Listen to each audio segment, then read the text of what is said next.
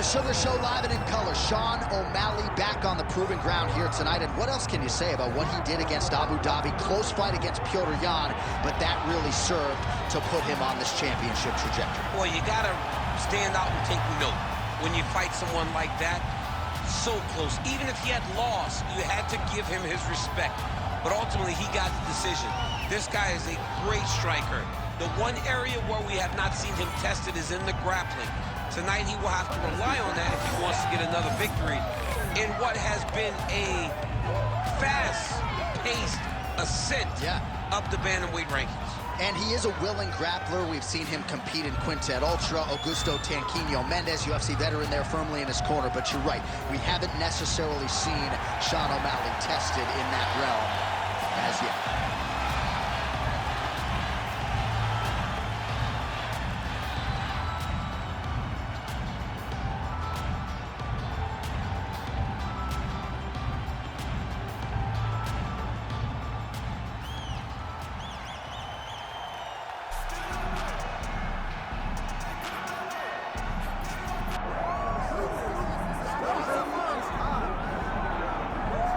Well, enjoy him while he's here, folks, because you never know if this will be the last time we see Nate Diaz in the UFC with a fan base really as big as any fighter in the sport. Diaz is back tonight, and we're glad to see him. Stop and stand up. This guy has a cult following.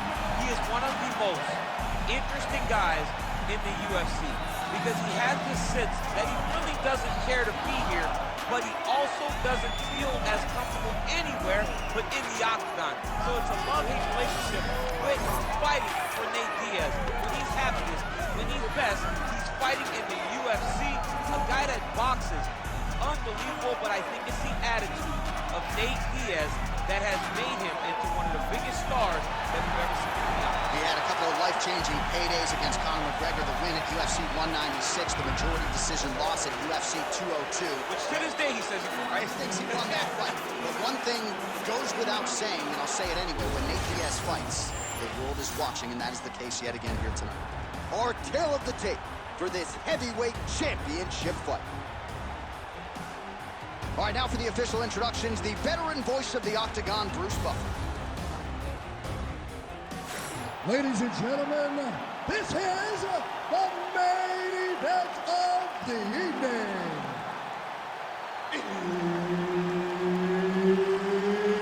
It's time! 5 rounds for the undisputed UFC Heavyweight Championship of the world. Introducing first, fighting out of the blue corner, presenting the challenger, Sugar Sean O'Malley. And now, introducing the champion, fighting out of the red corner, presenting the reigning, defending, undisputed UFC Heavyweight Champion of the world, Nate Diaz!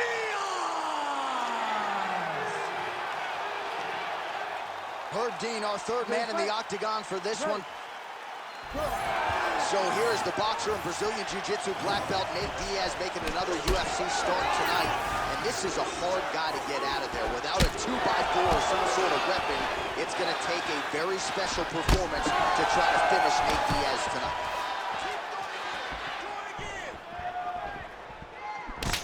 Really using his reach advantage as he landed the jab there. All right, early in the fight here, and Nate Diaz off to a pretty good start, finding home for that left hand. I mean, and it's powerful. It does not seem like Nate is throwing it hard, but he always finds his target is very accurate with that. This fight's gonna be over, DC. What a great way of mixing up his attack. He didn't stay the course. He mixed it up. He went high when his opponent thought he was going low, and now he's got him hurt very badly.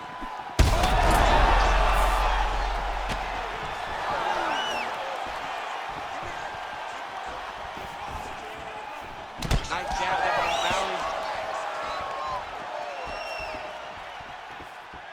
Oh, nice right there by the champ, yeah. All right, so 1 minute into the fight, we've got a full-on brawl here, DC. It's great for the fans, not necessarily for the gas tank if this thing goes much longer. Not great for the gas tank and not good for the old noggin. You can't take so many upside the head, somebody's going to sleep. opponent, you really got to be careful as Diaz is able to find a home for that right hand yet again. When Diaz starts landing the right hand, you have got to stay firm. You have got to dig your heels to the ground and say, no way you're going to just run me over. Easier said than done when you're facing Nathan Diaz. So just over 20 total strikes have already landed for Nate Diaz.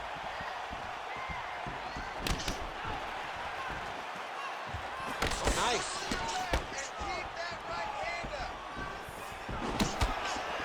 Nice uppercut by the champion. Oh, and a nice jab by him there, and that's going to give his opponent some problems if that keeps landing. He's having a tough time getting his offense going because that jab is just stopping him every time. O'Malley's lower jaw does not look good. I don't think it's broken, but starting to show some obvious signs of swelling. Oh, a huge block there. Oh, good look with the jab there.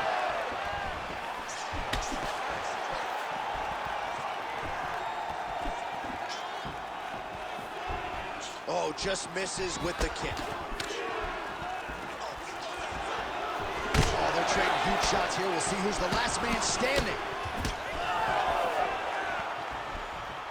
Well, he's been good tonight, but he missed without. Diaz is cut above the eye now from that strike, so we'll see how the fighter deals with that definite adversity now. 2 minutes on the round 1 clock. Beautiful technique on the straight right hand. Stuffs the takedown, no problem. Lands to the body.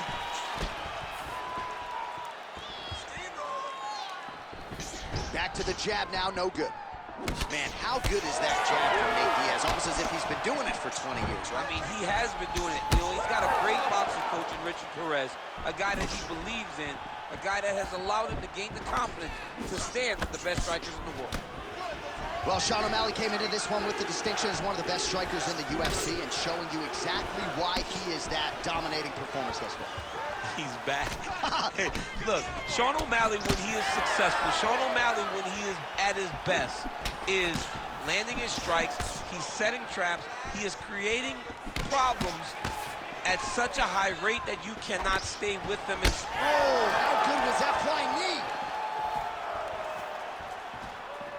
Under a minute now to go in round 1. And both fighters exchange in the pocket. O'Malley's nose is bleeding now, so we'll see how he handles that adversity, but nothing ideal about it here in the middle of this fight. Nice job by the fighter here to continue to block the shots coming his way. You think he's trying to sort of fatigue his opponent here a little bit? he's kind of watching and How about the accuracy to land right there? His opponent's wobble, champ. he's hurt bad. He cannot take another shot like that. Oh, and now an uppercut. So under 30 seconds to go in what has been a pretty entertaining and active first round. O'Malley's eye appears to be closing up by the second.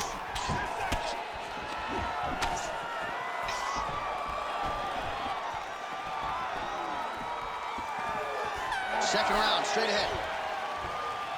All right, so the round is over, and you see the cut man not wasting any time as the fighter makes his way back to the stool. The cut man will try to shut that cut on the bridge of his nose and prevent it from becoming a factor here moving forward. All right, so there's the end of the round. Few things in MMA more devastating than a head kick, and nearly produced a knockout for him there. We talked to him earlier in the week, and he talked about chances to take the kicks high. He got a chance, he took it, he landed that kick and almost got the fight finished. Let's see if he can go and do that again.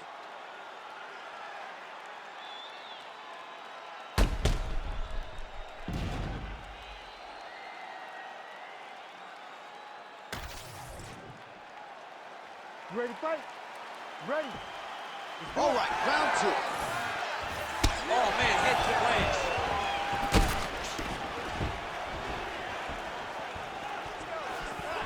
Able to block the punch there. Misses with the left hook. Oh, the sugar show. Sean O'Malley lands the left hand yet again. He's about as accurate with that thing as anybody in this division. I think that's what's most impressive about Sugar Sean O'Malley, is even though he's still young in his career, he has a patience and a calmness about himself in there that not many people possess. But that left hand can only land because he doesn't show you anything as he gets ready to throw it. Let's go. Get it. Nice connection there by Nate Diaz. Not a guy you want to let get going here on the feet, DC. No, because it's all downhill with Nate, right? It's the activity that will overwhelm his opponents, and this looks like the start of that. Well, you know this is the hurt business, and both guys are compromised at this stage of the fight. Yeah, both guys are compromised. Both guys have been beat up. Both guys have done a great job of landing, recognizing what they wanted to get done, and it's... Picture perfect shot there, DC, and one more of those, he might be out. I mean, the fight is going to be over. I can't believe he's still standing. That shot landed perfect. Massive left hand. Oh, nice takedown. Yep. Man, that is loud. Another strike lands for the kickboxer. He really found that flow state pretty early in this fight, and he hasn't looked back. He found it really early. And when this guy gets into his groove, he is hell on wheels. And right now he is showing why he is such a high-level, high-regarded kickboxer. He is outclassing this guy. Oh, arm triangle. Arm triangle. Arm triangle. Ooh, this could be it. That thing is tight. That arm triangle is deep. Oh, somehow, some way he got out. These guys are back and forth, and the submission defense wins this transition. Side control now. Well, the more things change, the more they stay the same. He continues to land a high volume of strikes on his opponent at will. Well, I mean, John, the guy can fight everywhere. And he can fight everywhere, meaning he can fight on the ground, he can fight in the stand-up, but he's also able to do it because his cardio is so good. Right. This is one of the best fighters that we have seen for a long time, and it is showing in this performance. And very effective with the ground and pound.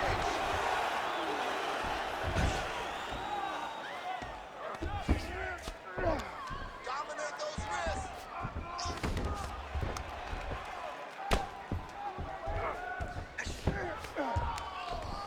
Feet on hips, push forward.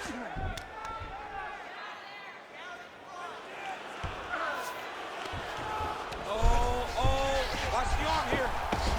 Arms in deep. Oh, gives up on the submission now. We'll see where he goes from here. Takes his back now. Oh, crowd just loving it as the fighters, after an extended grappling battle, make their way back to the feet. Yeah, they're back on their feet. They spent a lot of energy on the ground, though. These guys were going back and forth on the ground, and ultimately, he's gotten back to his feet to give himself an opportunity. Diaz is taking aim at that cut right now, and they might even have to call in a ringside physician. Smart decision by the fighter to continue to attack that compromised area. Well, a really good second round for him thus far. After a somewhat lackluster first round, he has found the rhythm and found his striking range. That'll do it! Oh, my God! Yeah, man, crowd loving it. Just a gorgeous shot there to end the fight. Really just the way he drew it up. He found the opening and capitalized on it to the utmost extent. Nicely done to finish the fight.